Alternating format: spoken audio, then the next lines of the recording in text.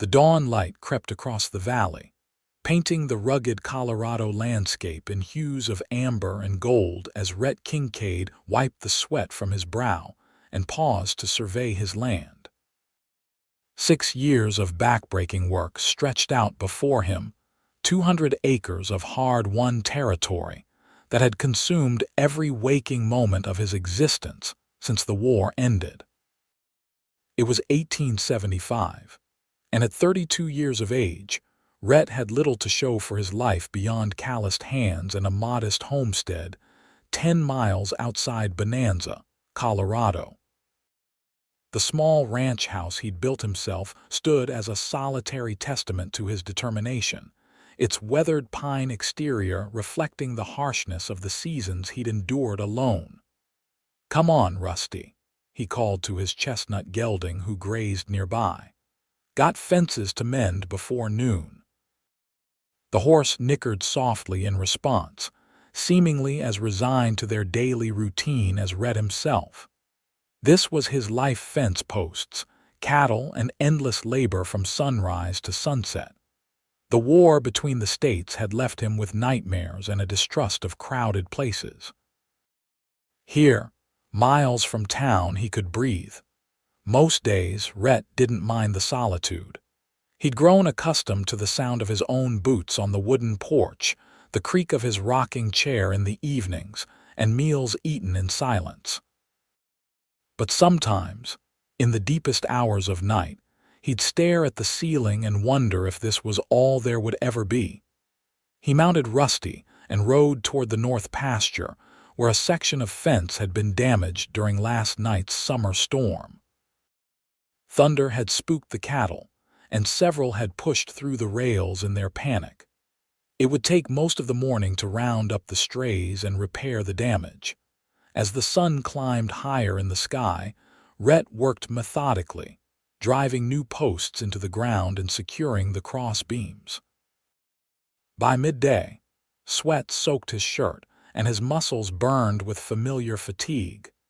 He paused only briefly to drink from his canteen and chew on a piece of jerky before continuing his labor. It was nearing dusk when he finally headed back to the ranch house, his body aching but satisfied with the day's accomplishments. The cattle were secure, the fence repaired, and tomorrow would bring new challenges. This was the rhythm of his existence: predictable, solitary, but his own. The following morning dawned with an unexpected complication. Sheriff Tom Miller from Bonanza rode up to his property just as Rhett was saddling Rusty for the day's work. "Kincaid," the sheriff called, tipping his hat in greeting. "Got a situation in town I thought you should know about." Rhett frowned.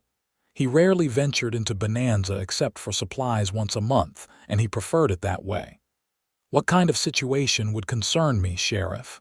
Miller dismounted, his weathered face grim beneath his mustache. "Stage was robbed yesterday about 15 miles east. Driver killed, passengers left stranded. Most made arrangements to continue on, but there's a young woman says she's heading to her uncle's place somewhere near here. Name of Zeke Hampton. You know him?" "Old man Hampton. Sure. His place borders mine to the west. Hasn't been around for months, though.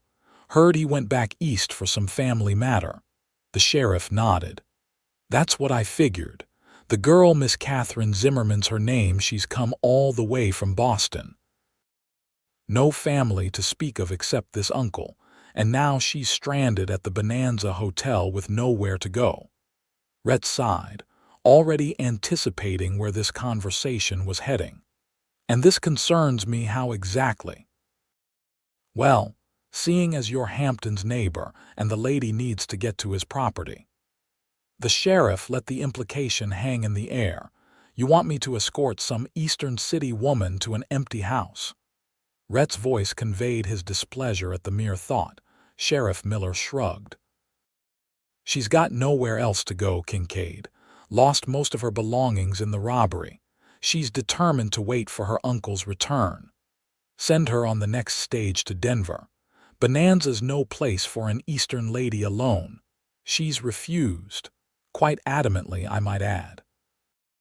Says this uncle is her only family and she'll wait for him if it takes months. The sheriff looked at Rhett pointedly. I'd take her myself, but there's been trouble at the mining camps. Can't spare the time. Rhett removed his hat and ran a hand through his dark hair. The last thing he needed was to play escort to some pampered city woman. He had fences to repair, cattle to tend, and crops that wouldn't wait. But Hampton had been decent to him over the years, one of the few neighbors who respected Rhett's privacy without judgment. Fine, he conceded reluctantly. I'll come into town tomorrow and see about taking her to Hampton's place. But that's it. What she does after that is her concern, not mine. The sheriff's relief was visible. Appreciate it, Kincaid. The lady's been through a rough time. Robbers took everything of value, including her parents' lockets. Only thing she's got left is a trunk of clothes and books. After the sheriff departed, Rhett's day felt thrown off course. The prospect of female company at that disrupted the careful isolation he'd constructed around himself. But a promise was a promise, and he'd see it through. The next morning, Rhett rode into Bonanza for the first time in weeks. The small mining town had grown considerably since he'd first arrived in Colorado, with a main street now boasting a general store, 2 saloons, a hotel, and various other establishments catering to miners and settlers. He tied Rusty outside the Bonanza Hotel, a 2-story building that passed for luxury in these parts, and adjusted his hat before entering. The hotel lobby was modestly furnished but clean, with a polished wooden counter and several chairs arranged near the entrance. Sheriff Miller stood talking with a young woman whose back was turned to Rhett. "Ah, Kincaid," the sheriff called upon noticing him. "Glad you made it." The woman turned, and Rhett felt an unexpected jolt of awareness. Catherine Zimmermann was not what he had pictured. Instead of a frail, overdressed city woman, he faced someone whose quiet dignity was immediately apparent. She was perhaps 25, with chestnut hair pulled back in a simple style that emphasized the delicate structure of her face. Her dress was plain but well made, practical for travel yet feminine. But it was her eyes that caught him off guard, clear, intelligent brown eyes that met his gaze directly. "Mr. Kincaid," she said, her voice carrying a slight Eastern accent but lacking the pretentious tone he'd expected. "Sheriff Miller says you're my uncle's neighbor. I'm grateful for your assistance." Rhett nodded stiffly, uncomfortable with her direct gaze. "Miss Zimmermann, I understand you're set on staying at your uncle's property." "I am. Uncle Zeke is the only family I have left since my parents' passing last winter. His letters offered me a home here, and that's what I intend to find." There was steel beneath her polite words. "Your uncle's been gone for months. House is probably not in any condition for a lady." A small smile touched her lips. "I assure you, Mr. Kincaid, I'm quite capable of managing basic housekeeping. The war didn't spare Boston's comforts, and I'm no stranger to difficult conditions." Something in her manner gave Rhett pause. Perhaps there was more to Catherine Zimmermann than he'd initially assumed. Still, escorting her to an abandoned house and leaving her there didn't sit right with him, regardless of his desire to return to his solitude. "It's a half-day's ride," he said finally. "If you're ready, we should start now to reach Hampton's place before dark." "I'm ready," she replied, gesturing to a modest trunk and carpetbag beside her. "These are all I have left." Sheriff Miller helped load her belongings onto a pack horse he'd arranged, while Catherine prepared to mount a gentle mare the livery had provided. Rhett was surprised to see her climb into the saddle with practiced ease, arranging her skirts modestly but without fuss. "You ride," he observed, unable to keep the surprise from his voice. Catherine adjusted her hat against the bright Colorado sun. My father believed every proper young lady should know how to handle herself on horseback. It was one of the few opinions on which he was decidedly untraditional.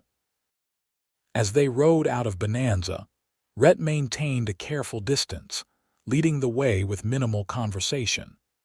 Catherine seemed content with the silence, her eyes taking in the sweeping landscape of rugged mountains, pine forests, and open meadows.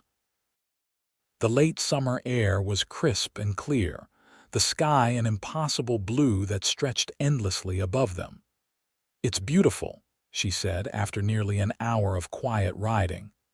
Uncle Zeke wrote about the mountains, but his descriptions hardly do justice to the reality. Rhett glanced back at her, noting the genuine appreciation in her expression. "Takes some getting used to. Winters are harsh." "I imagined they would be." She guided her horse alongside his as the trail widened. "Have you been in Colorado long, Mr. Kincaid?" "6 years. Since '69. "After the war, then?" Rhett stiffened slightly. "Yes." Catherine seemed to sense his discomfort and changed the subject. "And you've worked your land alone all this time?" "I prefer it that way." "I can understand the appeal of solitude," she replied, surprising him again. "After my parents died, Boston became unbearable. Too many well-meaning people, too many memories." They stopped briefly at midday near a clear stream to rest the horses and eat a simple meal of bread, cheese, and dried apple slices that Catherine produced from her bag. Rhett watched covertly as she sat with her back straight against a tree, observing a hawk circling overhead with evident fascination. "Your uncle's place is just beyond that ridge," Rhett said, pointing to a distant hillside as they resumed their journey. "Small cabin, about 50 acres. He runs a few head of cattle, grows enough to get by. He mentioned in his letters that he was considering expanding his herd," Catherine commented. "He seemed quite optimistic about his prospects here." Rhett frowned. "Hampton's decent with cattle, but he's getting on in years. This country isn't kind to a man working alone." "Then it's fortunate I've arrived to help him," she replied with a confidence that Rhett found both naive and oddly admirable. They crested the final hill as afternoon shadows lengthened across the valley. Below them lay Hampton's homestead, a small cabin with a barn and corral, nestled against a backdrop of pine trees. Even from a distance, the property had an abandoned air about it, with tall grass surrounding the structures and no smoke rising from the chimney. "Doesn't look like anyone's been here for some time," Rhett observed unnecessarily as they approached. Catherine's expression remained determined despite the obvious desertion. "Uncle's letter said he might be delayed returning. I'm prepared to wait." The cabin was locked, but Rhett knew Hampton kept a spare key hidden beneath a particular stone near the porch. Inside, dust covered every surface, and the air was stale from months of disuse. There was nothing spoiled in the pantry. Hampton had cleared out perishables before leaving, but the place was hardly welcoming. Catherine walked through the small cabin, taking inventory with a practical eye that impressed Rhett despite himself. "It needs a thorough cleaning, but it's sturdy enough. Once I've aired it out and stocked some supplies, it will be quite comfortable." "Miss Zimmermann," Rhett began, uncomfortable with the situation, "I can't in good conscience leave you out here alone. Your uncle could be gone for months yet." She turned to face him, her expression resolute. "Mr. Kincaid, I appreciate your concern, but I've made my decision. I have nowhere else to go and limited funds after the robbery. This is my uncle's property, and therefore the closest thing to home I have left." Rhett removed his hat, running a hand through his hair in frustration. "The nearest neighbor besides me is 5 miles away. If something happens, I am quite capable of looking after myself," she interrupted firmly. "I can cook, clean, and even handle a rifle if necessary. My father ensured I wouldn't be helpless." Rhett studied her for a long moment, recognizing the stubborn set of her jaw. She wouldn't be dissuaded easily, that much was clear. "At least let me help you get the place habitable," he conceded reluctantly. "There's a well out back that needs priming, and I should check the roof for leaks before I go." Relief softened her features. "Thank you, Mr. Kincaid. I would appreciate that." As dusk approached, Rhett found himself still at Hampton's cabin, having spent hours helping Catherine make the place minimally habitable. He'd primed the well, checked the roof, and brought in firewood while she swept years of dust from the floors and surfaces. The physical labor seemed to energize rather than diminish her, and by evening the cabin had taken on a more welcoming appearance. "You'll need supplies," Rhett said as he prepared to leave. "Food, lamp oil matches. The garden's overgrown but might yield something useful if tended." Catherine nodded, her face flushed from exertion but determined. "I'll ride into town tomorrow. The sheriff mentioned a general store." Rhett hesitated at the door. "I head to town once a month for supplies. Next trip's in a week. If you make a list, I could save you the journey." He wasn't sure why he'd made the offer. It contradicted his desire to maintain his isolation, but the thought of her riding alone to Bonanza didn't sit well with him. "That's very kind," Catherine replied, genuine gratitude in her voice. "But I should establish myself with the merchants. I'll need to arrange for regular deliveries while I wait for Uncle Zeke." "As you wish." Rhett settled his hat on his head. "Hampton's got 2 milk cows in the north pasture. They'll need tending if you plan to stay." "I know how to milk a cow, Mr. Kincaid," she said with a hint of amusement. "Though I appreciate the reminder."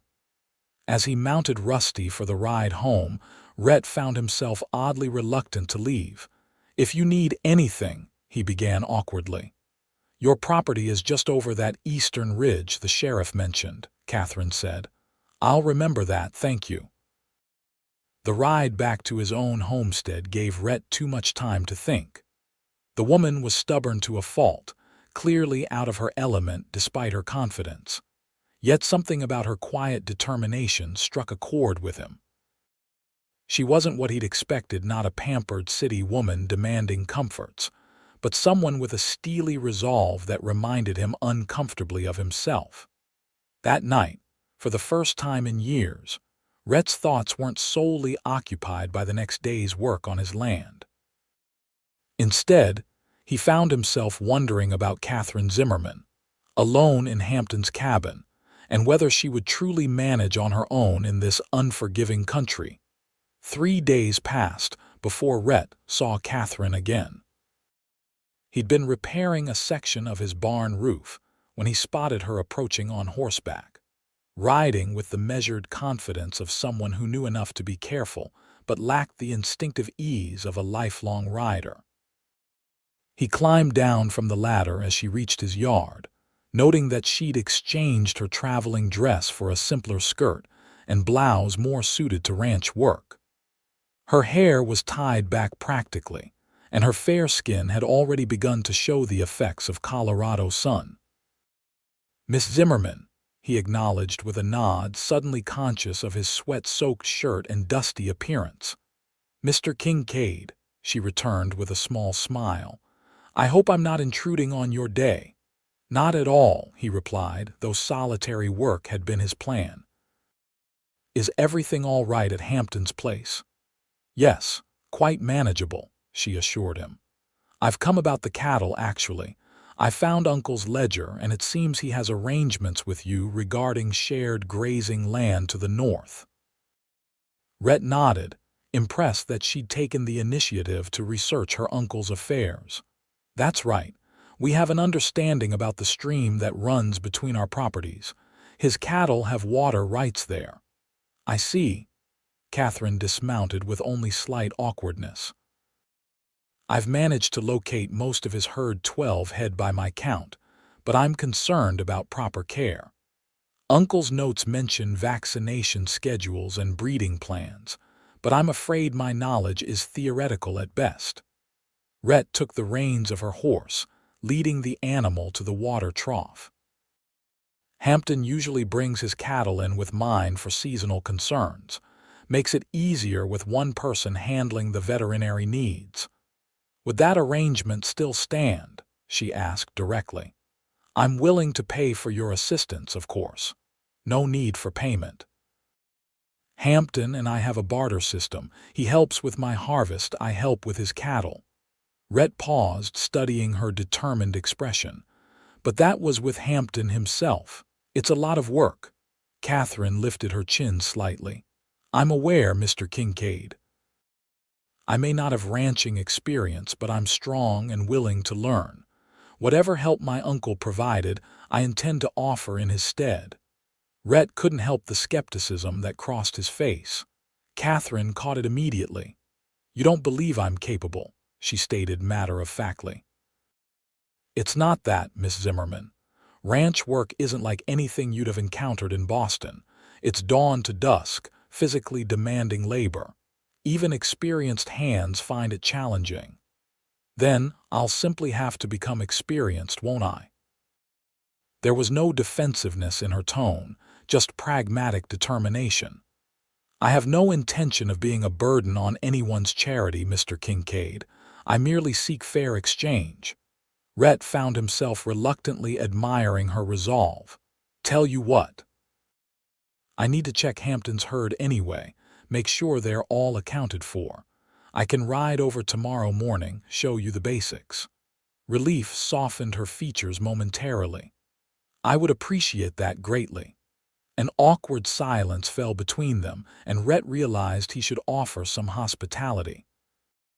Would you like some coffee before you head back? Just brewed a pot. The invitation seemed to surprise her as much as it surprised him. Yes, thank you. That would be nice. He led her to the porch of his modest ranch house, acutely aware of how Spartan his living conditions would appear to an outsider. The main room served as both kitchen and living area, with a stone fireplace at one end and a simple wooden table and chairs at the other. His few personal belongings were neatly arranged, but there was nothing decorative or comfortable about the space. Catherine, however, made no comment on the plainness of his home, accepting the tin mug of coffee with genuine gratitude. You've built quite an impressive operation here on your own, she observed, looking out at the well-maintained fences and outbuildings visible from the porch.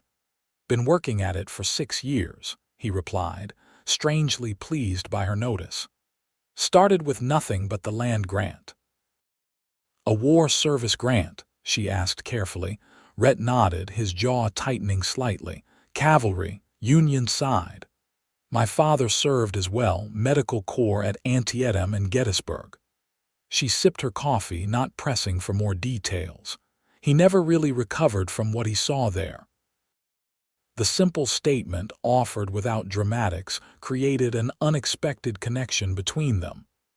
Rhett found himself asking, "Is that why you came west? After your parents passed?" Catherine gazed out at the distant mountains. "Partly. Boston held too many ghosts." And Uncle Zeke's letters painted Colorado as a place where one could start anew. She smiled faintly. "He wrote that out here. People judged you by your actions, not your history or circumstances." "That's true enough," Rhett acknowledged, "though Bonanza has its share of gossips like anywhere else." "I've already encountered that," she said with a hint of wry humor. "My visit to the general store generated quite the flurry of speculation about the Eastern lady staying alone at Hampton's place." Rhett could well imagine the town's reaction. Single women were rare enough on the frontier, but one choosing to live alone rather than seeking immediate protection through marriage or employment would certainly cause talk. "People will settle down once they get used to you," he offered, though not entirely convinced himself. "Perhaps." She set down her empty cup. "In any case, I should return before dark. What time shall I expect you tomorrow?" "I'll ride over after dawn chores. Around 8, I expect." Catherine stood, brushing invisible wrinkles from her skirt. "Thank you for the coffee, Mr. Kincaid." and for your willingness to help with the cattle."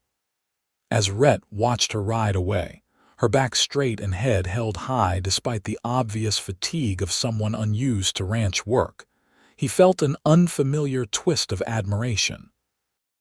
Catherine Zimmermann might be out of her element, but she faced her new reality with a courage few men would show under similar circumstances. The next morning, Rhett arrived at Hampton's place precisely at 8 to find Catherine already outside, attempting to repair a broken hinge on the chicken coop. She wore a work apron over her dress, her hair secured in a practical braid, and her determination was evident in the set of her shoulders as she struggled with tools clearly unfamiliar in her hands. "Morning, Miss Zimmermann," he called, dismounting and approaching the coop. "Having trouble?" She looked up, a flash of frustration crossing her features before she composed herself. "Good morning, Mr. Kincaid. I'm afraid carpentry wasn't part of a Boston lady's education." Rhett took the hammer from her hand, assessing the damaged hinge. "Let me show you a trick for this. You want to set the nail before hammering it fully steadies it so it doesn't bend." For the next half hour, he demonstrated basic repairs around the property, impressed by how carefully Catherine observed and asked relevant questions. She was a quick study, clearly intelligent and eager to learn, which only emphasized how out of place she was in this rugged country. Afterward, they rode out to check Hampton's cattle, finding them grazing peacefully in the shared northern pasture. Rhett explained the basics of cattle management, how to check for signs of illness, what to watch for during calving season, and the importance of proper grazing rotation. "The stream that divides our properties provides the best water access," he explained, pointing to the ribbon of silver visible in the distance. "Hampton and I worked out an arrangement years ago. His cattle graze the north side in summer, mine in winter. Prevents overgrazing." Catherine nodded thoughtfully. "A sensible system. Will it continue to work with me managing Uncle's herd? No reason it shouldn't, provided the cattle are properly tended." Rhett studied her for a moment. "The real challenge comes with roundup and branding. That's not work for one person, especially someone without experience."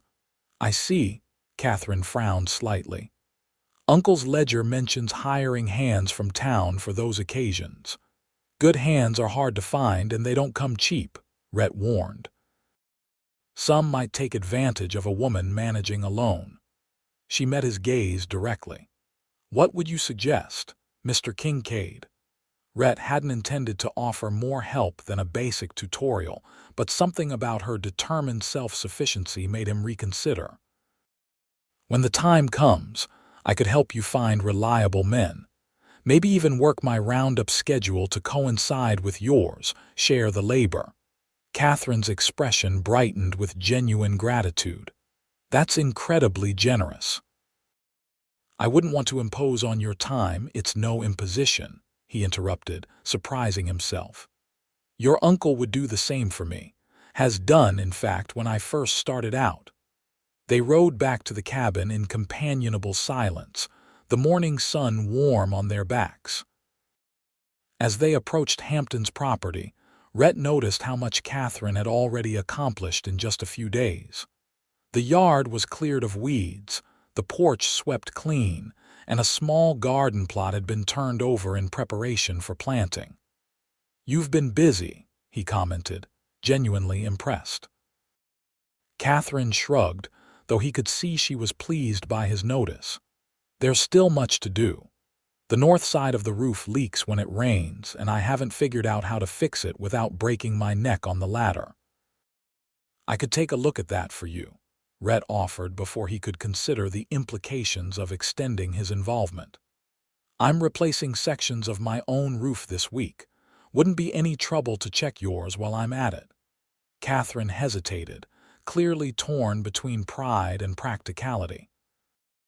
"I would appreciate that greatly, though I hate to keep taking advantage of your kindness." "It's what neighbors do out here," he said simply. No one makes it alone in this country.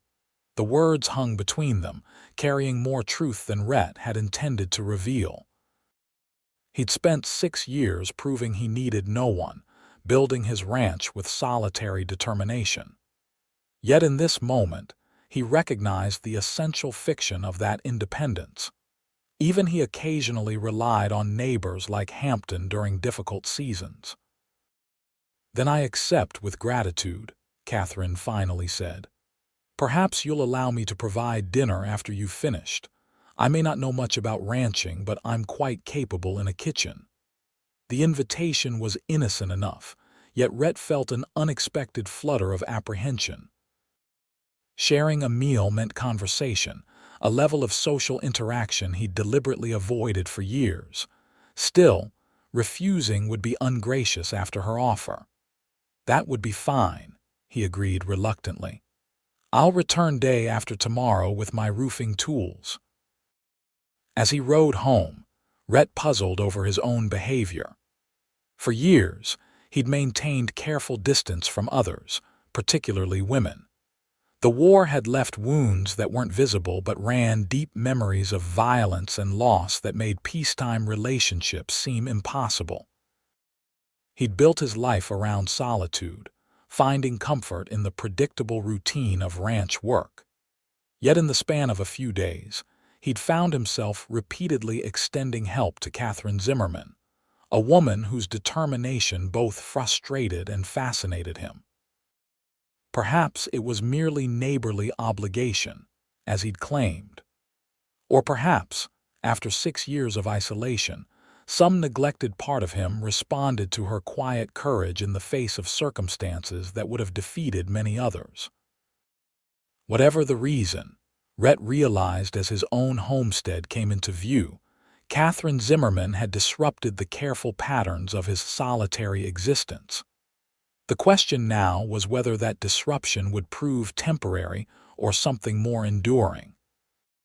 2 days later, Rhett arrived at Hampton's place with his tools and several lengths of lumber strapped to his pack horse. He found Catherine in the garden, kneeling in the dirt as she carefully transplanted seedlings. She looked up at his approach, pushing a stray lock of hair from her face with the back of her wrist. "Mr. Kincaid, right on time," she greeted him, standing and brushing soil from her apron. "I hope the weather holds for your roof work. Should be fine. No clouds to the west." Rhett unloaded his supplies, noting how she'd expanded the garden since his last visit. Ambitious planting for this late in the season. Catherine smiled. The general store had these vegetable starts on discount too late for most gardens, the proprietor said. "But I thought with careful tending, we might still get a modest harvest before first frost." "We'll see if they take," Rhett replied, impressed despite himself by her optimism. "Hampton always did well with that south-facing plot, gets good sun." For the next several hours, Rhett worked on the cabin roof, replacing damaged shingles and sealing leaks while Catherine continued her gardening below. Occasionally, she would ask questions about his work, genuinely interested in understanding the process. By mid-afternoon, Rhett had completed the repairs and moved on to reinforcing the chicken coop and mending a broken corral gate. The physical labor was familiar and satisfying, but what surprised him was the comfortable rhythm they fell into, working separately but aware of each other's presence, exchanging occasional comments or questions without pressure for constant conversation. It was so different from his usual solitary work that Rhett hardly recognized the sense of contentment he felt. As dusk approached, Catherine invited him inside for the promised dinner. The cabin's interior had been transformed since his first visit. Though the furnishings remained simple, everything was spotlessly clean. She'd hung fresh curtains at the windows, arranged wildflowers in a chipped pitcher on the table, and the whole space smelled invitingly of herbs and cooking.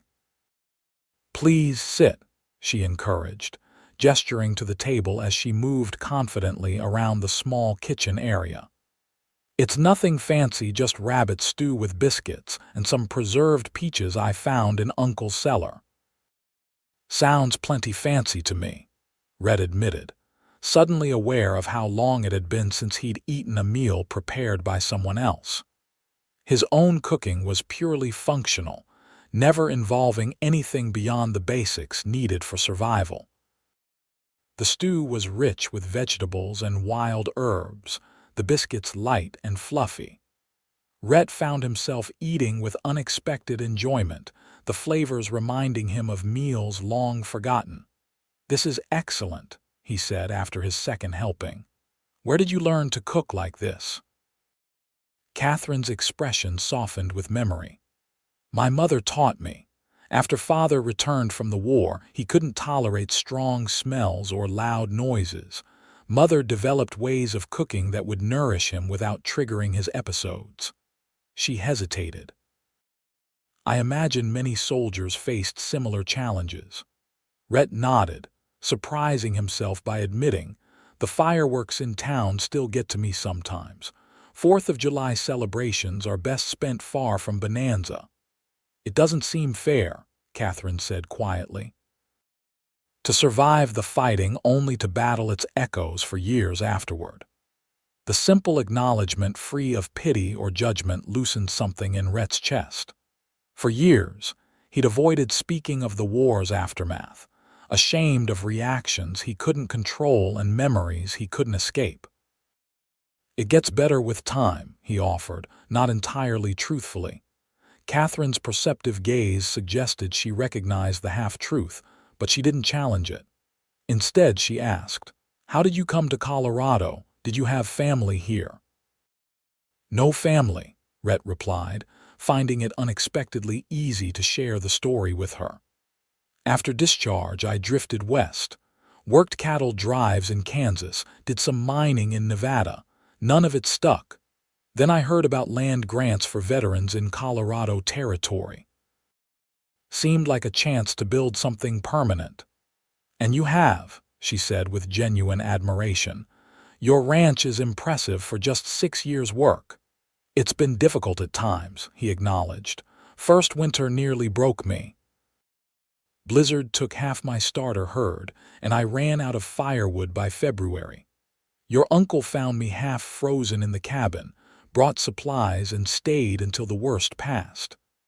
"That sounds like Uncle Zeke from his letters," Catherine smiled fondly. "Always looking out for others while claiming he preferred solitude." "Hampton's a good man," Rhett agreed. "Strange that he hasn't returned or sent word of his plans." Catherine's expression grew troubled. "I've been wondering the same." His last letter arrived in June, saying he'd be delayed but expected to return by July at latest. She hesitated. The stage robbery took the letter with his most recent address in Pennsylvania. "I've written to his previous lodgings, but who knows if he'll receive my inquiries." "The sheriff might be able to help track him down," Rhett suggested. "Miller has connections with lawmen in other territories." "Perhaps," Catherine agreed, though uncertainty lingered in her eyes. "I just hope nothing's happened to him. He's truly all I have left." The vulnerability in her admission stirred something protective in Rhett. "If you need anything while waiting for news, supplies, repairs, whatever, you just let me know. Wouldn't be right to leave Hampton's niece struggling on her own." "Thank you," she said softly, genuine gratitude in her voice. "I promise not to take advantage of your generosity, Mr. Kincaid." "Rhett," he found himself saying, "if we're going to be neighbors, might as well use my given name." She smiled, the warmth of it reaching her eyes. "Then I'm Catherine, or Kate, as my friends called me back in Boston."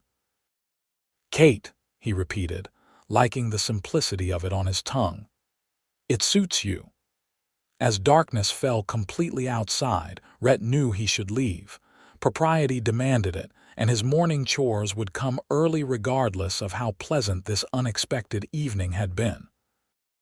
Yet he lingered over the coffee she served, reluctant to return to the silence of his own cabin. Finally, he stood and reached for his hat. "Thank you for the meal. Best I've had in longer than I can remember." "It's the least I could offer after all your help today," she replied, walking him to the door. "Will I see you at church on Sunday? The general store owner mentioned services in town." Rhett shifted uncomfortably. "Don't make it to town much on Sundays. Ranch work doesn't recognize the Sabbath." "Of course," she said without judgment. "Well, perhaps I'll see you when I ride into Bonanza for supplies next week." "More likely I'll check in before then," he found himself saying. "Make sure those roof repairs are holding and the cattle are behaving themselves." Her smile lit something warm in his chest. "I'd like that, Rhett. Good night, and thank you again." The ride home seemed shorter than usual, his thoughts occupied with the evening's conversation. For so long, Rhett had convinced himself that solitude was preferable to the complications of human connection. Yet tonight had reminded him of something long forgotten: the simple pleasure of shared meals and easy conversation, of being truly seen by another person. As his cabin came into view, solitary and dark against the night sky, Rhett realized with unexpected clarity that, for the first time in years, he felt a twinge of reluctance at returning to its empty rooms. Over the next 3 weeks, Rhett found himself riding to Hampton's property with increasing frequency. What began as occasional visits to check on repairs or assist with cattle management evolved into a regular pattern, stopping by every other day, sometimes with supplies from his own stores, other times simply to see how Catherine was managing. For her part, Catherine seemed genuinely pleased by his visits, always pausing in whatever task occupied her to share coffee on the porch or show him her latest accomplishment. The garden thrived under her careful attention. The chickens produced eggs abundantly, and she'd even mastered milking Hampton's 2 cows with only minimal instruction. What impressed Rhett most, however, was her resilience. Where many would have complained about the primitive conditions or the endless work, Catherine approached each challenge with determined optimism. She made mistakes, plenty of them, but learned quickly, and never repeated the same error twice. One clear September morning, Rhett arrived to find her struggling with an axe at the woodpile, her face flushed with exertion as she attempted to split logs for the coming winter. "You'll strain something swinging like that," he called as he dismounted. "Here, let me show you." Catherine relinquished the axe with visible relief. "I've been at it nearly an hour with pitiful results." She gestured to the few splintered pieces she'd managed to separate. "Clearly another skill missing from my Boston education." Rhett positioned a log on the splitting block. "It's about technique more than strength. You want to let the weight of the axe do most of the work." He demonstrated with a clean, efficient stroke that split the log perfectly. "See, follow through with your swing, but don't force it." He handed her the axe and stood behind her, adjusting her grip and stance. "Like this. Keep your feet apart for balance." The proximity was startling, her back nearly touching his chest as he guided her arms through the proper motion. Rhett became acutely aware of the scent of her hair, lavender soap, mingled with sunshine, and the slender strength of her shoulders beneath his hands. Catherine seemed equally affected by their closeness, her breath catching slightly as she followed his guidance through the swing. The axe connected with the log, splitting it cleanly. "I did it," she exclaimed with genuine delight, turning toward him with a brilliant smile.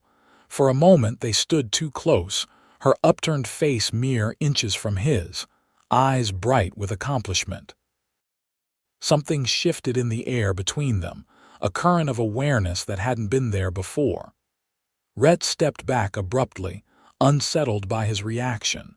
"Keep practicing," he said, his voice rougher than intended. You'll need plenty of firewood before snow flies." Catherine's smile faltered slightly at his withdrawal, but she nodded and positioned another log. "Winter comes early in the mountains, I understand. First snow usually hits by mid-October," Rhett confirmed, grateful for the practical topic. "Gets serious by November. You'll want at least 3 cords split and stacked before then." He watched as she successfully split another log, her technique already improving. "You're catching on quick. Still, that's a lot of wood for one person to manage." Catherine rested the axe head on the ground, pushing a stray lock of hair from her forehead. "I suppose I should hire someone from town to help." "No need," Rhett found himself saying. "I can set aside a day next week. My own woodpile's nearly finished." Her expression brightened. "I couldn't ask you to. You didn't ask. I offered." Rhett adjusted his hat, uncomfortable with the gratitude in her eyes. Neighbors help neighbors out here, nothing more to it. But even as he said the words, Rhett knew they weren't entirely truthful. His interest in Catherine's welfare had grown beyond mere neighborly obligation. He found himself thinking of her during long days working his own land, wondering how she was managing, looking forward to their next conversation with an eagerness that both confused and concerned him. After helping her split a few more logs, Rhett mentioned his real purpose for today's visit. "I'm heading into Bonanza tomorrow for supplies. Thought I'd check if you need anything brought back." "Actually, yes," Catherine replied, setting aside the axe. "If you wouldn't mind, I have a list and payment ready. It would save me the trip." Inside the cabin, she retrieved a neatly written list and a small pouch of coins. Just the basics: flour, coffee, sugar, and a few other necessities. "Oh, and if Mrs. Peterson at the general store has received any mail for Hampton or Zimmermann, I'd be grateful if you'd inquire." "Still no word from your uncle?" Rhett asked, noting the concern that crossed her features. Catherine shook her head. "Nothing. I've sent letters to every address I have for him, but it's been over a month with no reply." "What will you do if he doesn't return before winter?" Rhett asked the question that had been weighing on his mind. She straightened her shoulders slightly. "I'll manage. The cabin is sound. I'm learning what I need to know, and I have nowhere else to go in any case." Her chin lifted in that now familiar expression of determination. "Besides, I'm beginning to love it here. The mountains, the open space, it suits me better than I expected." Rhett studied her face, recognizing the sincerity in her words. In just a few weeks, Catherine had begun to take on the weathered glow of those who lived close to the land, her skin kissed by the sun, her hands showing honest calluses from work, her movements more confident as she navigated her new environment. "You're adapting well," he acknowledged. "Still, winter is different, isolated. Storms can keep you cabin-bound for days." "Are you concerned for my welfare, Rhett?" she asked with gentle directness. The question deserved an honest answer. "Yes," he admitted. "This country challenges even those born to it." "Someone without experience, someone like me, you mean," she finished, but without offense. "I understand your concerns. Truly I do, but I've survived difficulties before." A shadow crossed her face. "After my father's death, my mother fell ill with pneumonia. For 3 months, I managed everything: her care, the household, fending off creditors. When she finally passed, I handled the funeral arrangements and settled our debts alone."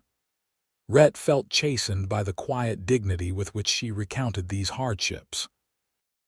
"I didn't mean to imply you weren't capable, I know." Her expression softened. "Your concern is appreciated, truly. But please understand, I need to prove to myself that I can make a life here. If Uncle Zeke returns, wonderful. If not—" She glanced around the cabin she'd made her own. "Then I'll continue as I've begun." Something in her quiet determination resonated deeply with Rhett. Hadn't he arrived in Colorado with the same need to build something meaningful from nothing, to prove his worth through honest labor? Who was he to question her right to attempt the same?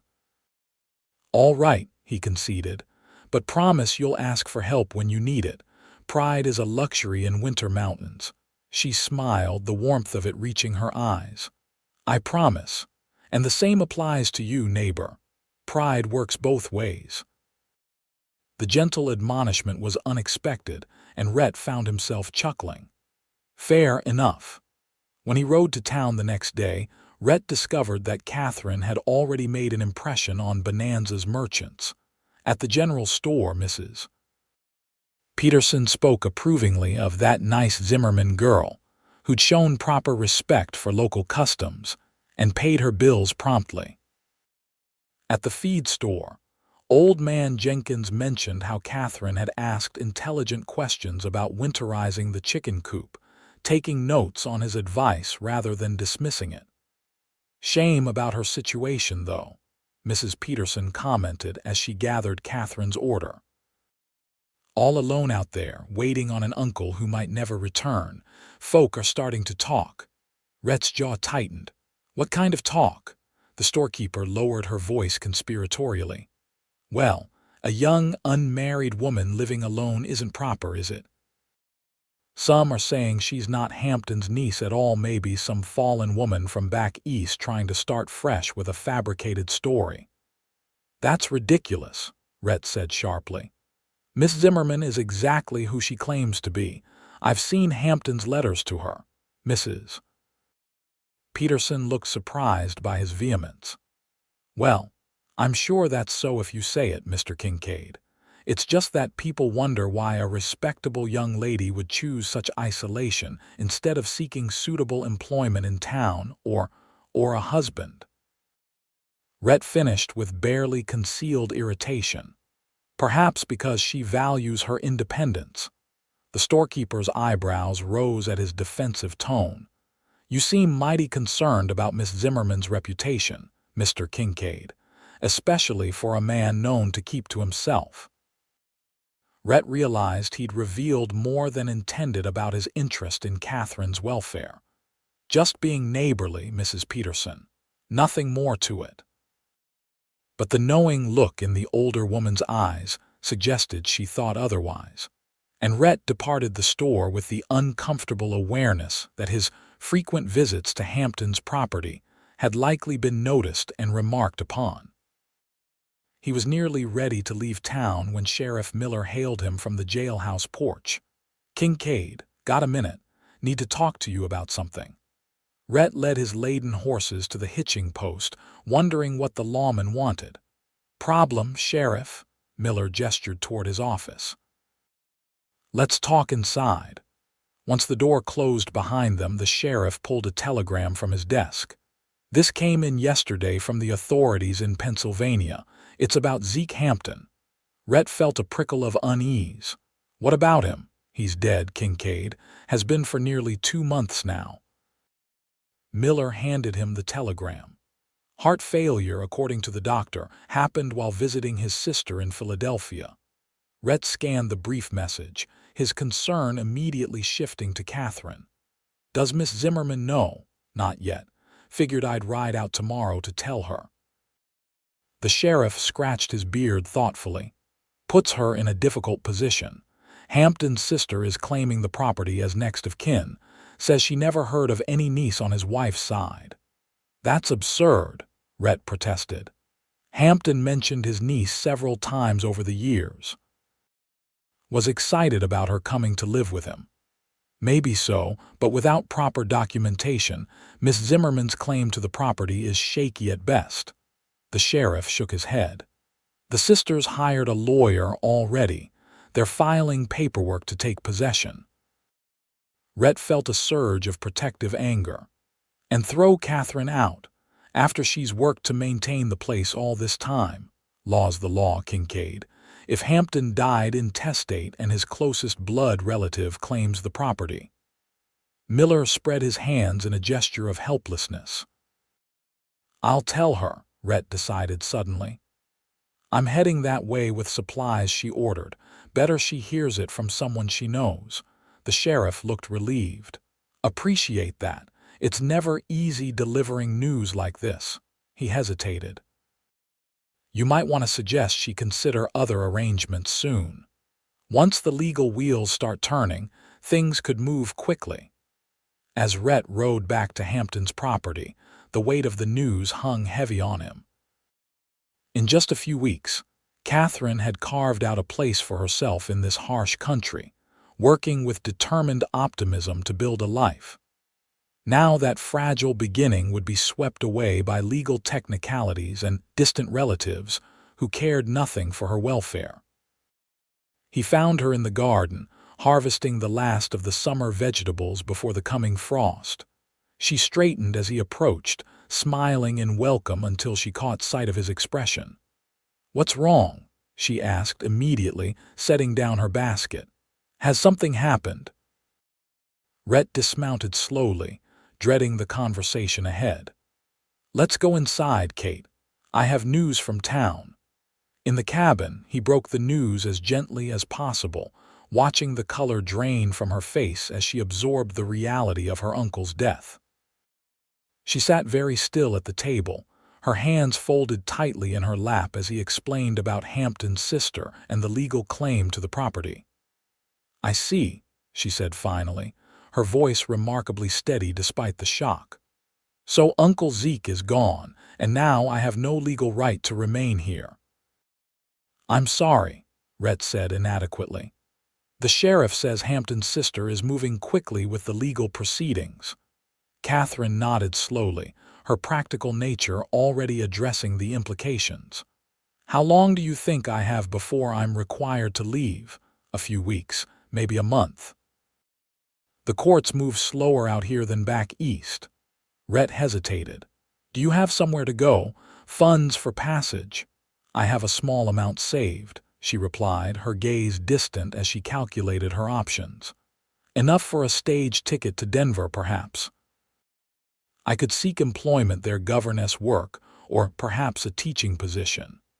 The thought of Catherine leaving stirred an unexpected panic in Rhett. For weeks now, her presence had gradually transformed his solitary existence. Their conversations, her quiet strength, even the simple knowledge that she was nearby, all had become important to him in ways he was only now beginning to recognize. "You don't have to leave the area," he found himself saying. "Bonanza could use a school teacher. There's talk of establishing a proper school instead of the part-time arrangement they have now." Hope flickered briefly in her eyes before reality extinguished it. "Without references or formal training, I doubt the town council would consider me. And even if they did, where would I live in the meantime? The hotel is beyond my means for any extended stay." Rhett took a deep breath, the next words forming before he'd fully considered their implications. "You could stay with me." Catherine's eyes widened with shock. "I beg your pardon." "Not in my house," he clarified hastily, heat rising to his face.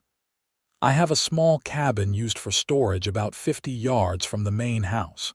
It's weatherproof, has a decent stove. With some cleaning and repairs, it could be made comfortable." "Rhett, I couldn't possibly, as a temporary arrangement," he pressed on, the idea taking shape as he spoke. "Just until you find suitable employment or—" He faltered, unsure how to express the other possibility forming in his mind. Catherine studied him with an unreadable expression. "It's a generous offer, but surely you understand it would be highly improper. A single woman living on an unmarried man's property. The gossip would be scandalous." "To hell with gossip," Rhett said with unexpected vehemence. "You need a place to stay, I have one available." The arrangement would be purely practical. But even as he said the words, Rhett knew they weren't entirely truthful. His motives weren't solely charitable. The thought of Catherine leaving, returning to the anonymity of a city where he'd never see her again, created an ache he hadn't experienced in years. Catherine seemed to sense the conflict behind his offer. "Why are you doing this, Rhett?" Truly, the directness of her question demanded honesty. Rhett removed his hat, running a hand through his hair as he searched for words that would make sense of feelings he barely understood himself. "Because in 6 years, I've never met anyone like you," he admitted finally. "Someone who faces challenges with grace instead of complaint. Someone who sees the beauty in this harsh country instead of its hardships." He met her gaze directly. "Someone who makes me look forward to dawn with a purpose beyond merely working my land." The confession hung in the air between them, more revealing than he'd intended. Catherine's expression softened, a flush rising to her cheeks. "I don't know what to say," she whispered. "Say you'll consider it," he replied. "That's all I'm asking, just consider staying." After a long moment, she nodded slowly. "I'll think about it. But first, I need to process Uncle Zeke's passing. He was my last family connection, and even though I barely knew him—" "Of course," Rhett agreed, respectful of her grief. "Take whatever time you need. My offer stands." That evening, as he rode home beneath a sky ablaze with sunset colors, Rhett reflected on the day's events. He'd gone to town for simple supplies, and returned having offered a woman he barely knew accommodation on his property, a woman who had somehow, in just a few short weeks, become essential to his happiness. What was he thinking? For years, he'd carefully constructed a life built around independence and solitude. Now he was deliberately inviting complications, potential gossip, and emotional vulnerability. It made no logical sense. Yet as his ranch came into view, the buildings silhouetted against the fading light, Rhett felt a certainty that transcended logic. Something fundamental had changed since Catherine Zimmermann arrived in Bonanza. For the first time since the war, he'd begun to imagine a future beyond mere survival, a future that included connection, perhaps even companionship. Whether Catherine accepted his offer or not, Rhett realized he could never return to the isolation he'd once embraced so completely. She had awakened something long dormant within him, and regardless of what happened next, that awakening was irreversible. The next week passed in a blur of activity. Catherine, with characteristic resilience, channeled her grief over her uncle's death into practical preparations. She wrote to Hampton's sister in Philadelphia, confirming her identity and requesting time to make arrangements. She rode into Bonanza to inquire about employment possibilities, returning with mixed news: no immediate teaching position. But Mrs. Peterson at the general store offered part-time work cataloging inventory. Rhett kept his distance during this time, not wanting to pressure her regarding his offer. He sent a ranch hand to check on her cattle and deliver a load of firewood, but otherwise allowed her the space to make decisions without his influence.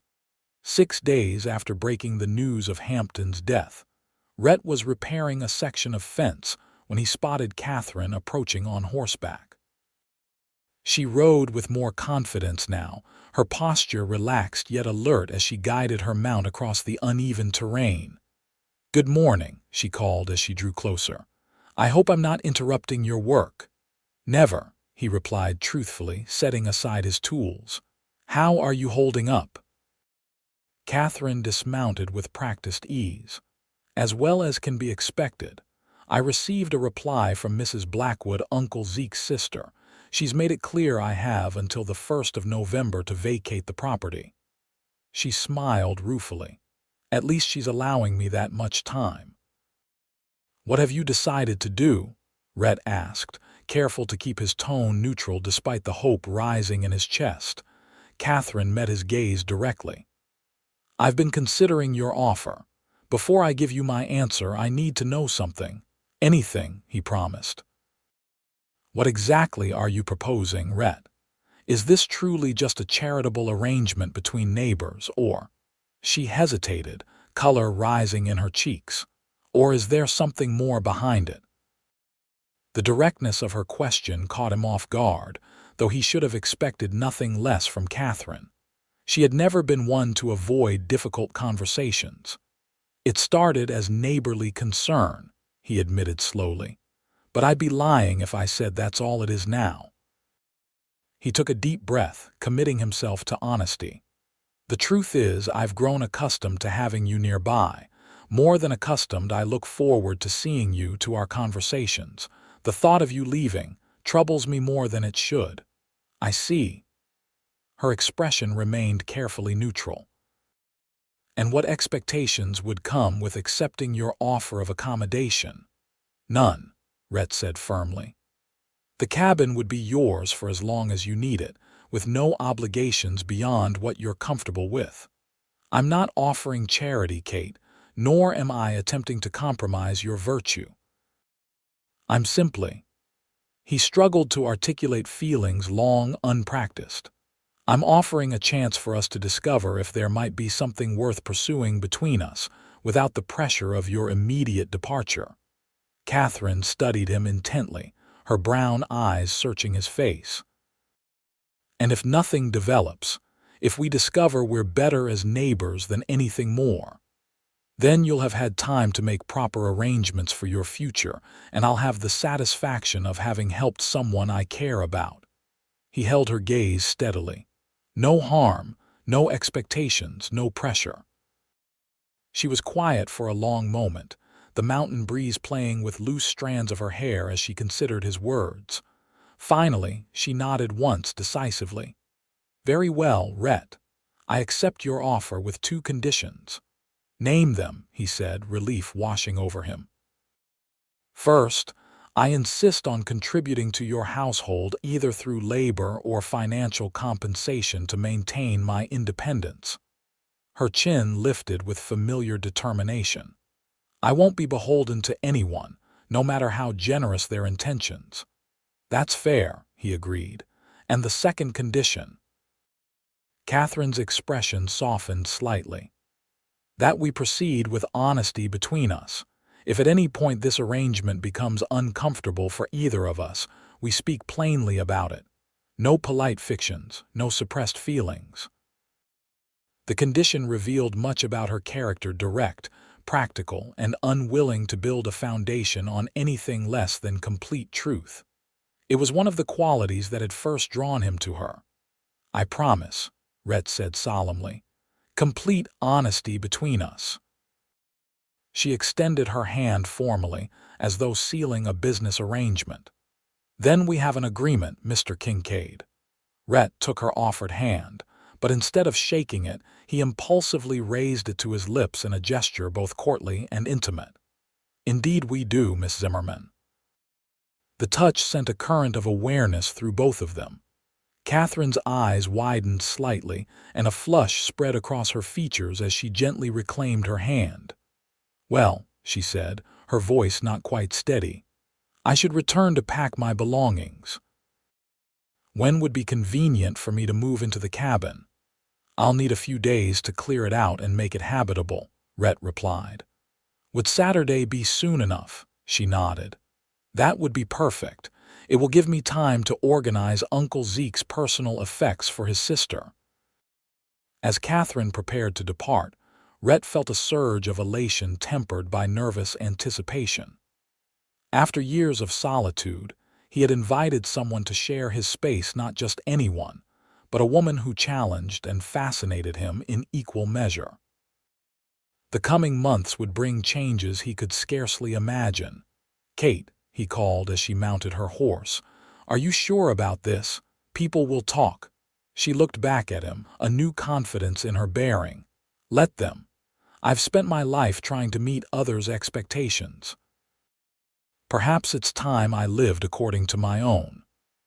With that, she rode away, leaving Rhett to wonder at the twist of fate that had brought Catherine Zimmermann into his carefully ordered existence, and how completely she had already begun to transform it.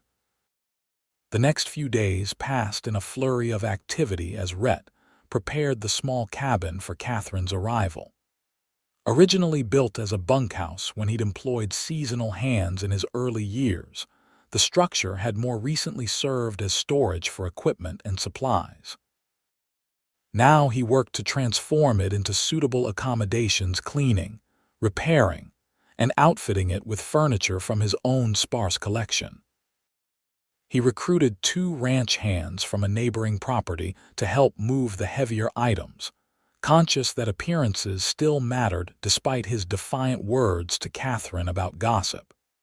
Having witnesses to the proper setup of separate living arrangements might help mitigate the inevitable rumors. By Saturday morning, the cabin was ready, simple but comfortable, with a sturdy bed, table and chairs, cookstove, and basic furnishings.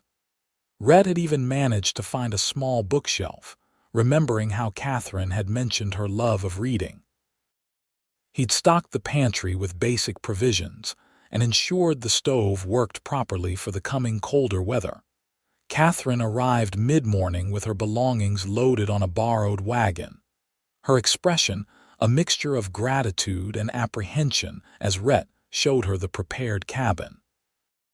"It's perfect," she said, genuine appreciation in her voice as she surveyed the small but tidy space. "Far more comfortable than I expected. You've gone to considerable trouble." "Wanted to make sure you had what you needed," Rhett replied, suddenly self-conscious about his efforts. "The roof is sound, and that stove puts out good heat even in the deepest winter." They unloaded her possessions, the trunk of clothing, books, and personal items, kitchenware she'd brought from Hampton's cabin, and a few pieces of furniture with sentimental value. By early afternoon, the space had already taken on Catherine's personality, with books arranged on the shelf, a colorful quilt spread across the bed, and wildflowers in a jar on the table. "There's a well between the cabins," Rhett explained as they finished the arrangements. "And you're welcome to use the wash house behind my place for laundry. I've repaired the lock on your door, and there's firewood stacked along the back wall." Catherine smiled at his meticulous attention to her comfort and privacy. "Thank you, Rhett. I don't know how I'll ever repay such kindness." "No repayment necessary," he assured her, "though I won't object if you're inclined to share your cooking occasionally. My own is serviceable at best." "Consider it done," she promised with a laugh. "Starting tonight if you join me for dinner." I managed to bring some supplies from Uncle's pantry. That evening marked the beginning of a new rhythm to Rhett's days. Where once he'd worked from dawn to dusk with only his own company, he now found himself adjusting his schedule to include shared meals and conversation. Catherine quickly established her own routine as well, rising early to tend the chickens she'd brought from Hampton's property and working part-time at the general store 3 days a week. True to her word, she insisted on contributing to the household, helping with ranch chores, maintaining a small garden near her cabin, and sharing the cooking duties. She proved surprisingly knowledgeable about cattle, having studied her uncle's ledgers thoroughly, and often accompanied Rhett on his rounds of the property. October brought the first frost, painting the landscape with autumn colors and a crispness to the morning air. With winter approaching, work intensified: hay to be stored, buildings to be weatherproofed, food preserved for the lean months ahead. Catherine threw herself into these preparations with characteristic determination, learning each new task with careful attention. One clear afternoon, they rode to the high pasture to check on a pregnant heifer due to calve soon. The mountains rose majestically around them, their peaks already dusted with early snow, while golden aspen leaves shimmered in the breeze. "It's breathtaking," Catherine said as they paused atop a ridge overlooking the valley. "I never imagined such vastness could feel so welcoming." Rhett watched her as she took in the view, struck by how natural she looked against the backdrop of mountains and sky. The city refinement that had marked her arrival had given way to a more essential beauty, her skin tanned by the sun, her movements confident as she handled her horse, her expression peaceful as she surveyed the land. "You belong here," he said simply, the words emerging before he could consider them. Catherine turned to him, surprised by the observation. "Do I? Sometimes I still feel like an imposter playing at ranch life while making every mistake possible." "Everyone makes mistakes when they're learning," Rhett assured her. "What matters is that you face each challenge instead of retreating from it. That's what this country respects." They located the heifer, finding her healthy and showing no signs of immediate labor. As they rode back toward the ranch, the conversation turned to practical matters, preparations for the coming snowfall, arrangements for Catherine's continued work in town during winter weather. "Mrs. Peterson has offered me a room above the store if storms make travel impossible," Catherine mentioned as they approached the cabins. "Though I'm hoping it won't come to that often." The thought of Catherine staying in town overnight away from his protection stirred an irrational discomfort in Rhett. "Roads can get treacherous quickly," he acknowledged reluctantly. "Might be sensible to have that option." She glanced at him, perceptive as always. "You don't like the idea?" "It's not my place to approve or disapprove of your arrangements," he replied carefully. Catherine reined her horse to a stop, forcing him to do the same. "Honesty, remember, that was our agreement." Rhett sighed, knowing she deserved his candor. "Fine. No, I don't particularly like the thought of you staying in town overnight. But my reasons are selfish and have nothing to do with your welfare." "Selfish how?" she pressed gently. He met her gaze directly. "I've grown accustomed to seeing you each day, Kate, to sharing meals and conversation. The prospect of empty days when weather keeps you in town doesn't sit well with me." The admission hung in the air between them, more revealing than he'd intended. Their relationship had evolved cautiously over the past month, friendly, comfortable, with occasional moments of deeper connection, but neither had spoken openly about the growing attraction between them. Catherine's expression softened. "I've grown accustomed to our routines as well." "More than accustomed, if I'm being honest." A slight flush colored her cheeks.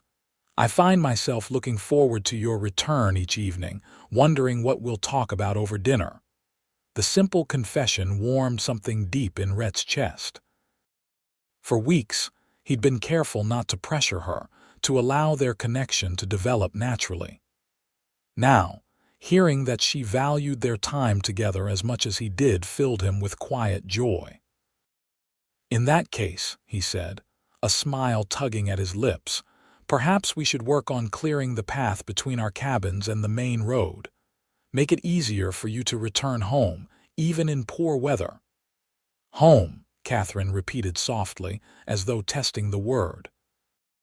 "Yes, I suppose it is becoming that, isn't it?"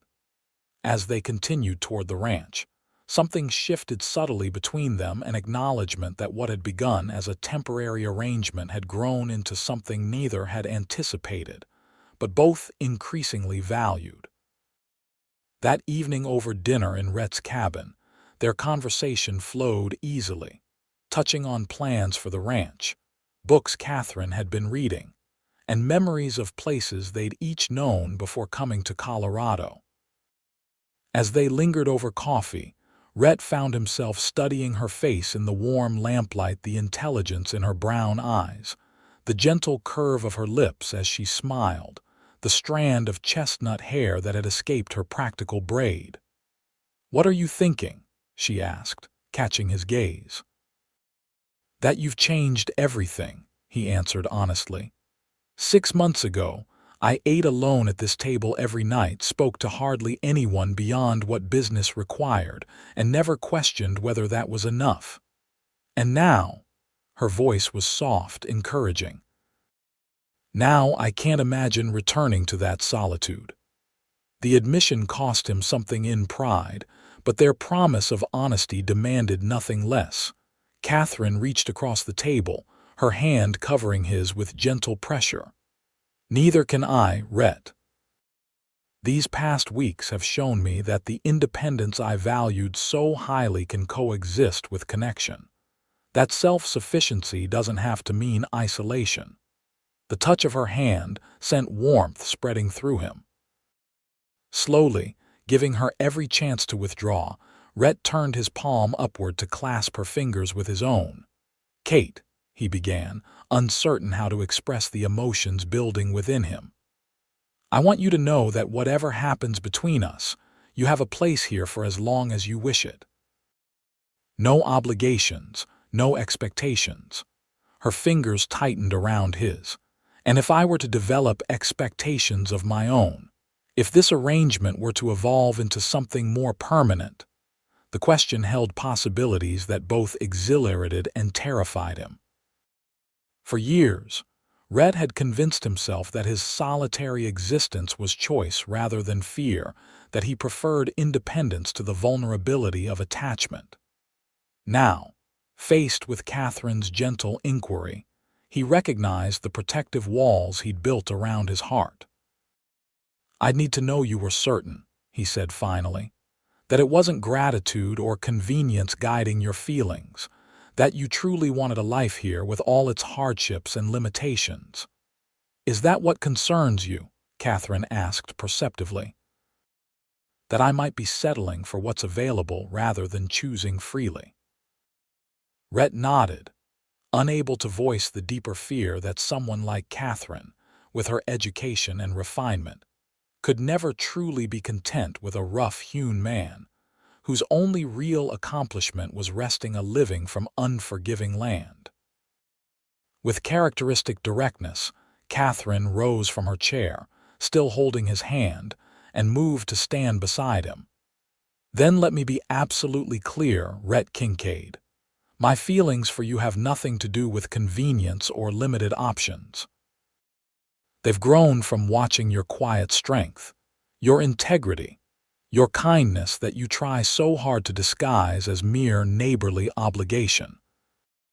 Before he could respond, she leaned down and pressed her lips gently to his, a kiss so soft and brief it might have been imagined, yet so charged with meaning it left him momentarily speechless. "I choose this life," she whispered as she straightened. "I choose you if you'll have me." Rhett stood slowly, his heart hammering against his ribs as he faced her. For a moment, he simply looked at her, this remarkable woman who had traveled across a continent, endured loss and hardship, and somehow found her way to his isolated ranch and his carefully guarded heart. "I don't have much to offer," he said roughly. "Just this land and a promise to spend my life making you glad you stayed." "That's everything I could want," Catherine replied, her eyes bright with emotion. This time, it was Rhett who initiated the kiss, tender at first, then deepening as years of suppressed longing found expression. Catherine's arms wound around his neck as she responded with equal fervor, the warmth of her body against his more intoxicating than any whiskey. When they finally parted, both breathless and flushed, Rhett rested his forehead against hers. "I love you, Kate. Have for weeks now, though I scarcely dared admit it even to myself." "And I love you," she answered simply. "Enough to brave gossip, winter storms, and whatever else life in these mountains might bring." The plain declaration, delivered with Catherine's characteristic directness, filled Rhett with a joy so profound it bordered on pain. For so long, he had convinced himself that solitude was preferable to the risk of loss that accompanied attachment. Now, holding Catherine in his arms, he recognized that choice as the fear it had always been. "We should do this properly," he said, reluctantly stepping back. "Court like respectable folk, give the town gossips less ammunition." Catherine laughed softly. "I think that opportunity passed the moment I moved onto your property, Rhett. But if it matters to you, I'm happy to observe the formalities." "What matters to me is that you never have cause to regret your choice," he replied seriously. "I want to do right by you, Kate, in every way." She touched his cheek gently. Then ask me what you're thinking about asking, and let's begin our future without unnecessary delay." The directness of her invitation both amused and humbled him. Of course, Catherine would see through conventional hesitations to the heart of what mattered. It was one of the countless reasons he loved her. Taking her hand in his, Rhett lowered himself to one knee, a gesture that felt simultaneously archaic and perfectly right. "Catherine Zimmermann, would you do me the honor of becoming my wife, partner in this land and everything I hope to build here?" "Yes," she answered without hesitation, her voice clear and certain. "With all my heart, yes." As he rose to seal their engagement with another kiss, Rhett marveled at how completely his life had transformed in just a few short months. What began as a reluctant errand to escort a stranded traveler had led to this moment of perfect clarity, the recognition that true strength lay not in isolation, but in the courage to open one's heart to another. Catherine had arrived in the aftermath of loss, seeking only shelter and time to rebuild her life. Instead, she had built something far more precious, a bridge between two solitary souls, a promise of companionship that would sustain them through whatever challenges lay ahead. Later that night, as Rhett walked Catherine back to her cabin beneath a canopy of stars, the promise of their future stretched before them like the vast Colorado sky, boundless, bright with possibility, and utterly, gloriously theirs. They were married 3 weeks later in a simple ceremony at Bonanza's small church. The town turned out in surprising numbers, curiosity about the reclusive rancher and his Eastern bride overcoming whatever disapproval had circulated about their living arrangements. Catherine wore a dress of deep blue that Mrs. Peterson had helped her select from the general store's limited inventory. Rhett, uncomfortable in his rarely worn suit, stood tall beside her as they exchanged vows, his voice steady with certainty as he promised to love and cherish her all the days of his life. Sheriff Miller stood as Rhett's witness, while Mrs. Peterson proudly served as Catherine's. After the ceremony, a modest celebration unfolded at the hotel dining room, with townsfolk bringing dishes to share and offering cautiously hopeful wishes to the newlyweds. "Never thought I'd see the day Kincaid took a wife," one old-timer commented to Sheriff Miller, loud enough for others to hear. "Man's been a ghost since he arrived, working that land like it was penance rather than livelihood. Sometimes the right person changes everything," the sheriff replied, raising his glass in a toast to the couple. "To Rhett and Catherine Kincaid, may your home be blessed with happiness and your land with abundance." As glasses clinked and congratulations flowed around them, Rhett leaned close to whisper in Catherine's ear. Ready to escape this circus, Mrs. Kincaid, her answering smile was radiant. "Whenever you are, husband." They slipped away as the celebration continued, riding home through the crisp November afternoon to begin their life together properly.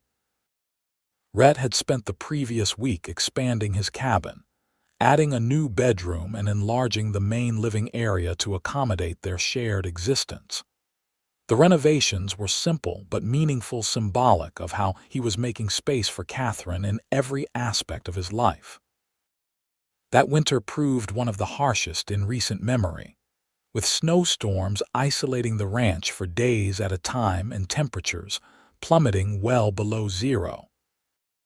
Yet inside the Kincaid cabin, warmth prevailed not just from the constantly burning stove, but from the joy of shared days and nights, of quiet conversations beside the fire, of building a partnership that strengthened with each challenge overcome. Catherine continued her work at the general store when weather permitted, earning respect from the townspeople for her determination to contribute to their community, despite the difficulties of winter travel. Rhett, meanwhile, found himself gradually engaging more with neighboring ranchers, accepting invitations he would once have declined, and even hosting occasional gatherings at their home. "You've made me almost sociable," he commented one evening as they prepared for bed after entertaining the sheriff and his wife for dinner. "A miracle no one would have thought possible a year ago." Catherine laughed as she brushed out her long hair. "Hardly a miracle. You were always capable of connection, Rhett. You'd simply convinced yourself it wasn't worth the effort." He moved behind her, taking the brush from her hands to continue the soothing strokes himself. "You're right, as usual. I mistook isolation for safety, never recognizing it as the prison it had become." She leaned back against him, sighing contentedly as he worked through the silky strands. "And now I understand what I was really protecting myself from all those years," he murmured, setting aside the brush to place gentle kisses along her neck. "Not pain or loss, but this kind of happiness. The risk of loving someone so completely that they become essential to your existence." Catherine turned in his arms, her expression serious. "Does that still frighten you, being vulnerable this way?" "Sometimes," he admitted, honoring their commitment to complete honesty. "Not because I doubt us, but because I now have so much more to lose than I ever did before." She traced the line of his jaw tenderly. "That's the paradox of love, isn't it? The more deeply we invest ourselves, the more completely we surrender to the possibility of heartbreak." "A risk well worth taking," Rhett affirmed, drawing her close. "Every single day." Spring arrived late but gloriously that year, the land reawakening with vibrant intensity after the long winter. Wildflowers carpeted the meadows, new calves wobbled alongside their mothers, and the mountains shed their snow mantles to reveal fresh greenery.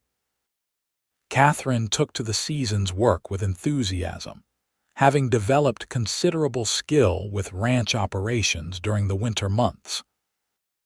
She managed the kitchen garden with expert care, expanded their chicken flock, and proved remarkably adept at handling the spring calving, sometimes spotting potential problems before Rhett himself noticed them. By summer, as they approached their first anniversary, the Kincaid ranch had undergone subtle but significant transformations. The house boasted new curtains, a proper dining table crafted by a carpenter in town, and bookshelves filled with volumes ordered from Denver. Outside, flower beds brightened the approach to the porch. A new corral provided better containment for the expanding herd, and additional acreage had been fenced for future growth. More profound, however, was the change in Rhett himself. The rigid self-reliance that had once defined his approach to ranching gradually yielded to a more collaborative vision, one that valued Catherine's ideas and welcomed occasional help from neighboring properties. He began making plans that extended years into the future, envisioning possibilities that had never occurred to him during his solitary existence. One warm July evening, as they sat on the porch watching the sunset paint the western sky in spectacular colors, Catherine leaned against Rhett's shoulder with a contented sigh. "I have something to tell you," she said, a hint of excitement in her voice. Rhett turned to look at her, struck as always by how the golden light enhanced her natural beauty. "What's that?" "I visited Dr. Morgan in town yesterday while you were meeting with the cattle buyer." Catherine's eyes shimmered with emotion as she took his hand and placed it gently against her still flat stomach. "We're going to have a baby, Rhett, early next year if his calculations are correct." For a moment, Rhett sat frozen, the magnitude of her announcement washing over him in waves of astonishment and joy. Then, with a sound that was half laugh and half sob, he gathered her into his arms, burying his face in her hair as emotions too powerful for words surged through him. "A baby," he finally managed, his voice thick. "Our child, Kate, are you certain?" She nodded against his chest, The doctor is quite confident. He says I'm in excellent health and everything appears normal. Rhett drew back to look at her face, searching for any sign of concern beneath her obvious happiness. Are you pleased? It's sooner than we discussed. Overjoyed, she assured him, her smile radiant. I had hoped we might start a family eventually, but this feels absolutely right, doesn't it? A new life to share this beautiful place with us. The simple certainty of her happiness dissolved any lingering anxiety Rhett might have felt about impending fatherhood. Of course, Catherine would approach this new adventure, as she had everything else since arriving in Colorado, with clear-eyed determination and unfailing optimism. Right as rain, he agreed, kissing her gently. Though we'll need to hire help before winter. I won't have you working yourself to exhaustion while carrying our child. Catherine laughed at his protective instincts. I'm pregnant, Rhett, not made of porcelain. Women have been having babies while managing households since the beginning of time. Not my wife, he insisted. Not if I can help it. In the months that followed, Rhett became even more attuned to Catherine's welfare, adjusting ranch operations to minimize her physical exertion despite her good-natured protests. He hired a local boy to help with daily chores and began planning additions to the house to accommodate their growing family. As Catherine's pregnancy progressed, her body softening with the miracle it contained, Rhett found himself overwhelmed by moments of profound gratitude. Each evening as they prepared for bed, he would place gentle hands on her expanding belly, marveling at the occasional flutters and kicks of their child moving within her. Sometimes I can scarcely believe this is real, he confessed one night as they lay together in the darkness. That you're here with me, that we've created this new life together. Catherine curled closer against him. Do you remember what you said when we first met, about preferring solitude? I was a fool, Rhett murmured, pressing a kiss to her forehead. A blind, stubborn fool who didn't recognize happiness when it rode right up to my door. Not a fool, she corrected gently. Just someone who needed time to heal, to remember that connection brings joy as well as vulnerability. She guided his hand to where their baby kicked vigorously. And now look at us expanding in all the best ways. Their son arrived on a bright February morning in 1877 after a difficult but ultimately uncomplicated labor. Catherine, exhausted but triumphant, held the red-faced infant against her chest as Rhett sat beside them on the bed, too overcome with emotion to speak. Meet your father, William Ezekiel Kincaid, she murmured to the newborn, honoring both Rhett's father and her uncle in the child's name. The bravest, most honorable man I've ever known. Rhett touched the baby's tiny hand with a finger, overwhelmed when minuscule fingers reflexively curled around his own. He's perfect, Kate, absolutely perfect. He has your chin, she observed with a tired smile. And your stubborn expression already. Poor child, Rhett laughed softly. Let's hope he inherits your good sense and patience to balance it out. As Catherine and young William slept that afternoon, Rhett stood at the window of their bedroom, gazing out at the land that had once been his sole purpose and companionship. The snow-covered fields stretched toward distant mountains, beautiful but no longer sufficient to fill the empty spaces in his heart.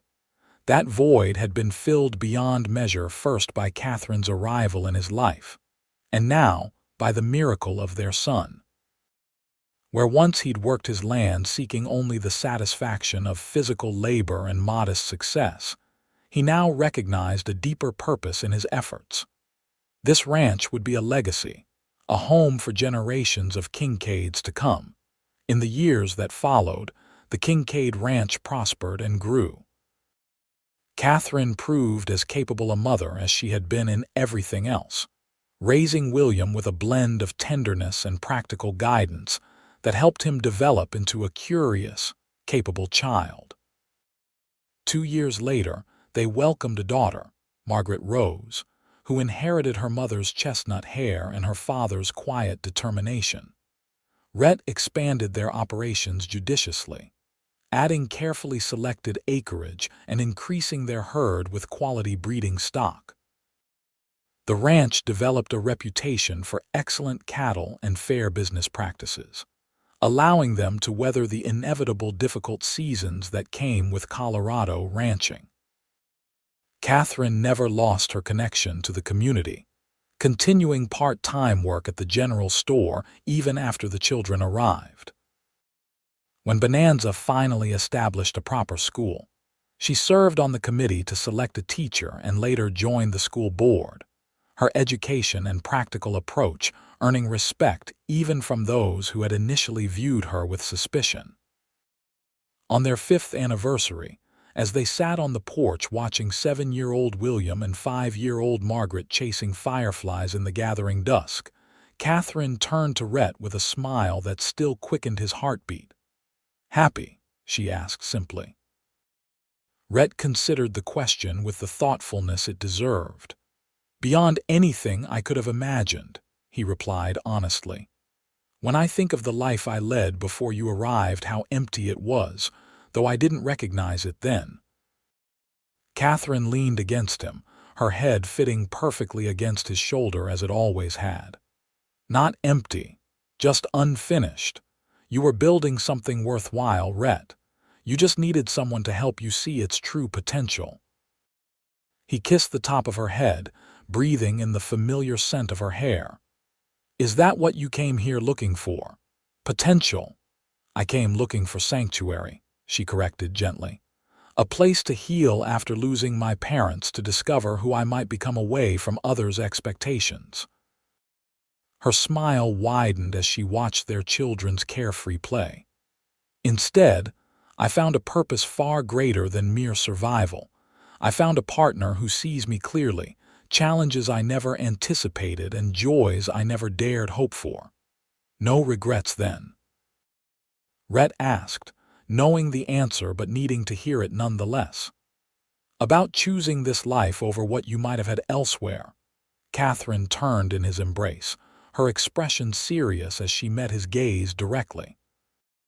"Not one," she stated with the unvarnished honesty that had characterized their relationship from the beginning.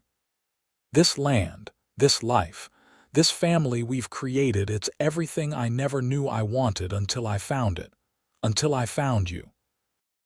As the sun slipped behind the mountains, painting the Colorado sky in shades of amber and gold, Rhett Kincaid held his wife close and marveled at how completely one woman had transformed his existence. For years, he had worked his land alone, returning each night to silent rooms and solitary meals, convinced that independence was strength and isolation was choice rather than fear. Catherine's arrival had changed everything, not by dramatic intervention, but through the quiet revolution of her presence, her determination, her willingness to see value in the life he'd built while gently expanding its possibilities. She had given him a reason to come home at night that transcended mere shelter or rest. In Catherine, Rhett had found understanding without judgment, partnership without surrender, and love without condition, gifts beyond measure that continued to transform him even after years together. The children ran laughing toward the porch as darkness deepened, William proudly displaying a jar of captured fireflies while Margaret recounted their adventure with dramatic gestures. As the family moved inside to the warmth and light of the home they'd built together, Rhett paused at the threshold, overwhelmed by a moment of perfect clarity. This, he realized, was the truest measure of wealth, not land or cattle or material success, but the precious certainty of belonging, of being known completely and loved regardless, of building something enduring together, day by day, choice by choice. It was everything he'd never dared to hope for until Catherine Zimmermann rode into Bonanza and gave him reason to believe in possibilities beyond solitude.